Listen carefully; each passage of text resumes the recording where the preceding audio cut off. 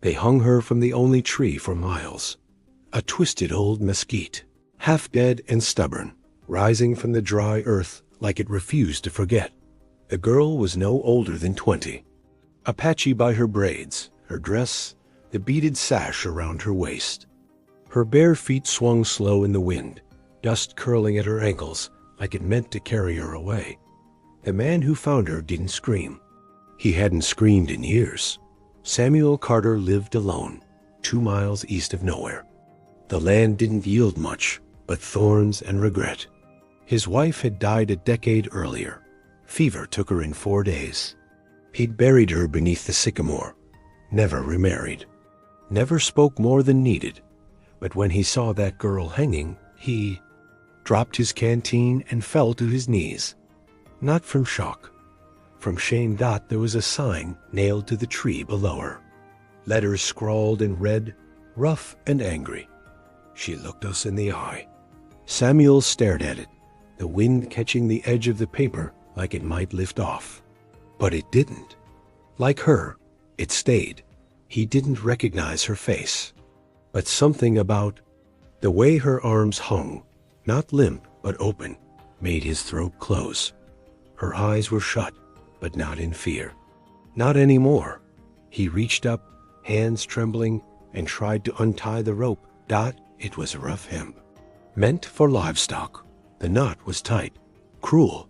She was light, lighter than she should have been.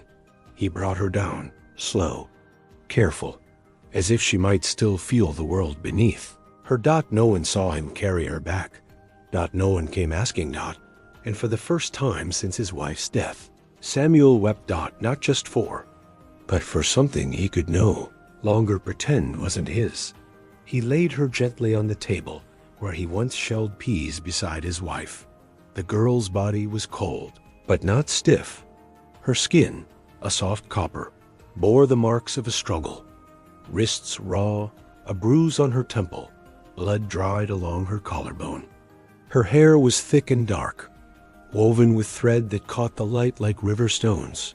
Samuel did not touch her more than he had to. He covered her with the wool blanket from the bed, sat down across from her, and watched the dusk creep in through the slats.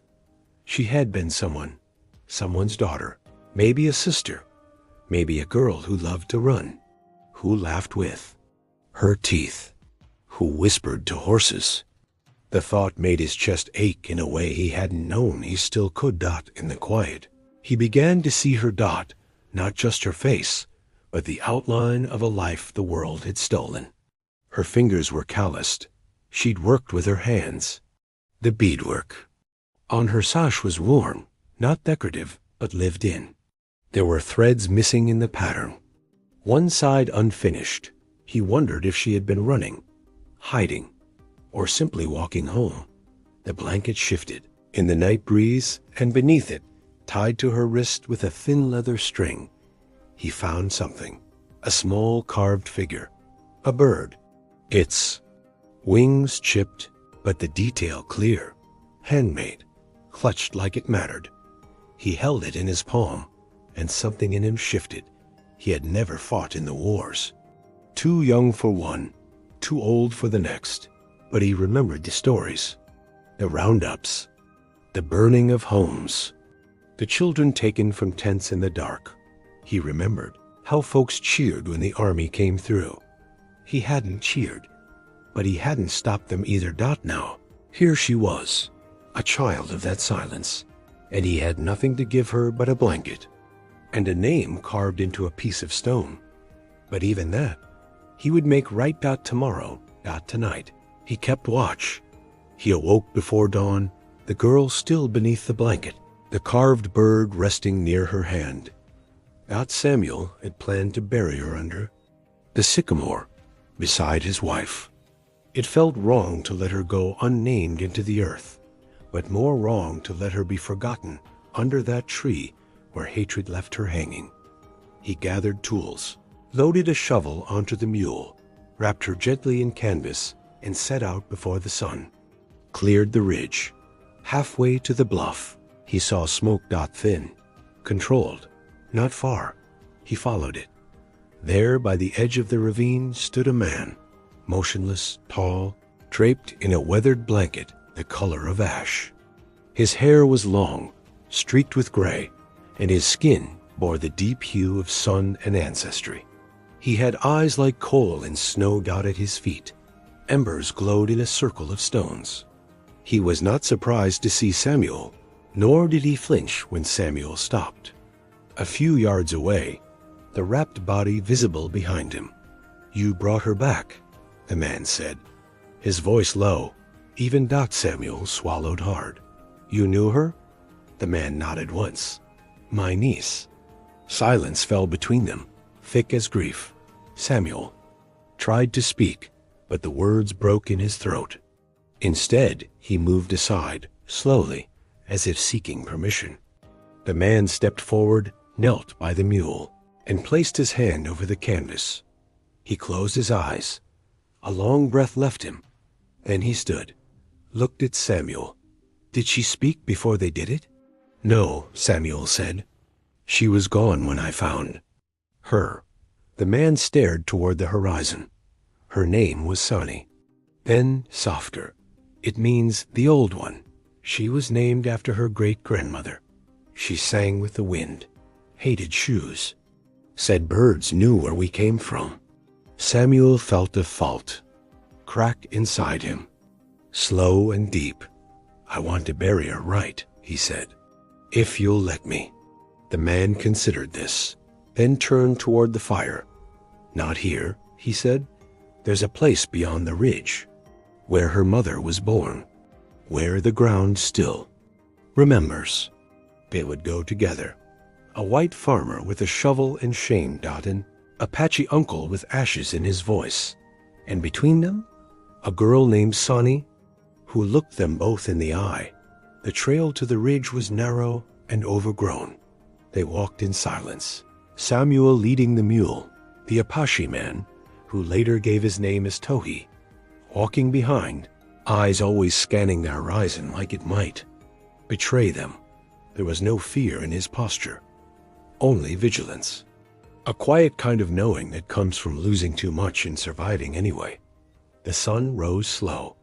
The heat came faster. By midday, they reached the canyon, where cottonwoods gathered in the low ground, and the air smelled of sage. Tohi stopped, crouched, placed a hand to the dirt. "She walked here once," he said softly. "When she was little, she used to throw stones into the river, trying to stop the water."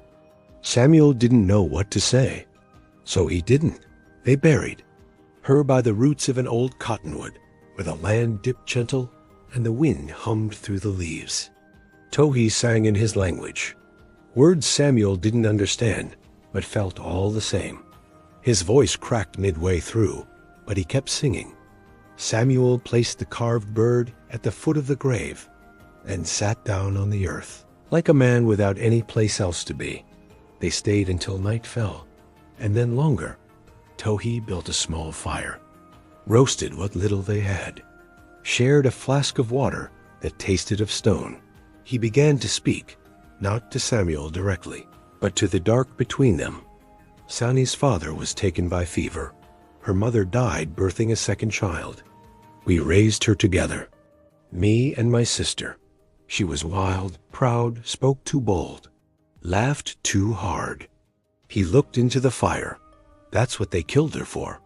Samuel felt the words settle into him like iron. Later, as the moon lifted, Tohi asked, "Why did you bring her down?" Samuel stared into the coals and answered with the only truth he had, "Because no one ever brought my wife down. She hanged herself while I was away at town. I found her swinging just like that girl. No one helped me bury her. I stayed quiet for too long." Tohi didn't speak for a while. Then softly, "You're not quiet now." Samuel nodded. Double quotes, "No, I'm not." And for the first time in years, the wind felt like it forgave. They returned to Samuel's land 3 days later. By then, word had spread. The rope was gone, but the tree still bore the scar. And in town, folks had questions, not about the girl but about Samuel, why he'd gone quiet, why he was seen with an Apache, why he wasn't minding his own business anymore. The sheriff stopped him near the post office. "You sure about the company you keep?" he asked, one hand resting. Lazy on the butt of his revolver, Samuel didn't answer, just nodded once and kept walking. Later that week, he found a dead coyote strung up at his gate, its belly slit, flies already gathering. Tohi saw it, said nothing, only picked up a shovel and buried it behind the barn. At night, men rode by slow. Not neighbors, not friends, just faces in the dark, watching the house like it owed them something. Samuel kept the rifle by the door. Tohi sharpened the knives. But the threat wasn't just the riders or the stairs. It was the preacher.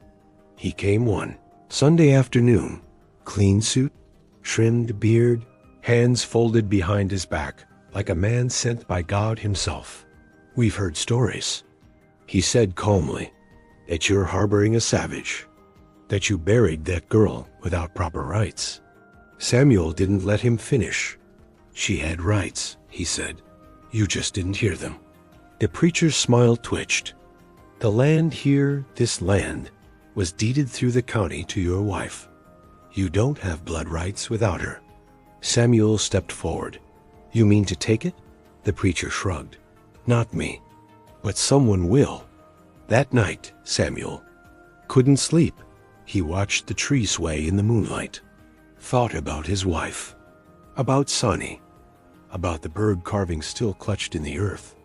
"They'll come," he told Tohi. Tohi nodded. "They always do." But this time, they would not come unanswered. The silence was over. They came at dusk. 3 men on horseback, faces covered with kerchiefs, rifles slung low. Not the law, but men who'd been given permission. By silence. By fear. By sermons that confused justice with control. Samuel stood at the gate, shotgun across his arms. Tohi waited by the barn, his knife sheathed but ready. He had painted a small mark on his forehead, ash mixed with sage. Not for war, for remembrance. The lead rider called out, "We don't want blood, Carter. Just want things put back the way they were." Samuel stepped forward. What way was that? The man hesitated. "You buried a red girl like she was family. Let a savage sleep in your house. You forget who you are." Samuel's voice was calm, but it carried. "I remember exactly who I was, and I ain't proud of it." The riders shifted. One raised his rifle. Too fast. Samuel fired first. The blast rang out across the field, knocking the man from his saddle. The other 2 charged, one toward the porch, the other circling toward the barn. Tohi moved like wind and flame, silent, deadly.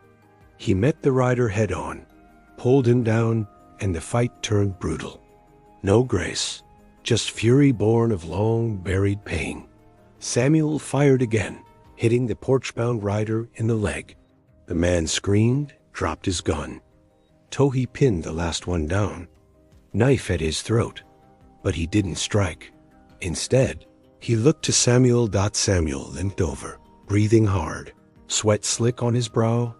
He looked down at the trembling man and asked, "Do you know her name?" The man shook his head, bleeding from the lip. "Sonny," Samuel said. "Her name was Sonny. She looked you in the eye, and you killed her for it." He stepped back. "Tell your kind what happens now. This land remembers her." The men fled, bloodied, limping, silent. No one came back. That night, Samuel placed a stone by the tree, not to mark a grave, but to mark a vow. Tohi carved into it, "She is not gone." And neither were they. The wind changed after that night, not with vengeance, not with peace either, but with something older, the kind of stillness that comes when truth has been spoken aloud, no matter the cost. Samuel no longer walked the land like it didn't belong to him. He moved slower, more deliberate, touching the soil with hands no longer trying to forget.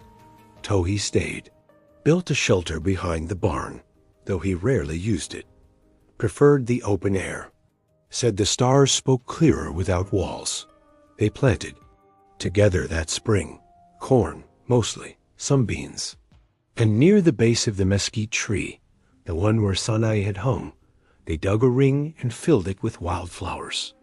They grew fast, as if the land itself had been waiting for beauty to return, but no one bothered them after that. Even the preacher stopped visiting. Once, Eli, a boy from the nearby mission school, wandered onto the property chasing a wounded bird. Tohi mended. The wing, Samuel fed the boy, and he left at dusk with eyes full of wonder. Weeks later, more children came. Quiet, curious, carrying stories from their grandmothers. Samuel began carving again. Small animals, birds, figures with eyes lifted skyward. One he placed beneath the cottonwood. Beside the first. Another he gave to Tohi. I didn't know how to bury her, he said one evening, watching the wind move through the trees. But I think maybe she buried the part of me that was afraid. Tohi nodded. That's enough. And it was. Since that day, no one called her a warning anymore. Only a name, only Sani, and the tree, once a gallows, now bloomed soft each spring. You have dared to look her in the eye? Tell us what you felt reading this story. And if you believe memory is resistance, subscribe to Silent Ranch.